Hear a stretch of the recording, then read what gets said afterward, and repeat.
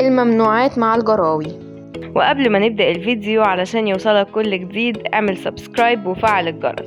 لو مبتدئ في تربية الكلاب هنقولك مجموعة من الممنوعات عشان تسهل مأموريتك وتعيش سعيد مع كلبك، مش بس كده، كمان عشان تحافظ عليه من أي خطر.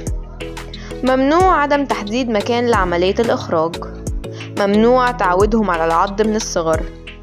ممنوع تعودهم على نوع أكل معين.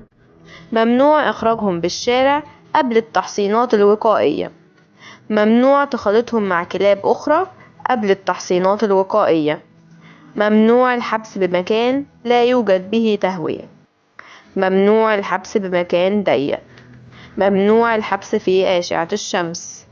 ممنوع الضرب نهائيا اعتقادا منك إنه فاهم غلطه.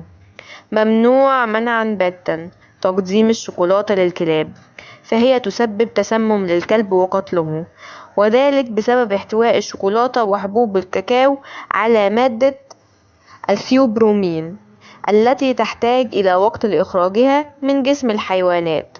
ووفقا لدليل ميرك الطبي فإن أنثى واحدة فقط من الشوكولاتة لكل رطل من جسم الكلب قادرة على قتله وإنهاء حياته، فهي تتسبب بزيادة معدل ضربات القلب ورفع ضغط الدم وحتى التسبب بنوبات للكلاب. لذلك تذكر أن تخبئ الشوكولاتة بعيدا عن كلبك وألا تشاركه إياها، لأنك بذلك تكون قد شاركت بقتله.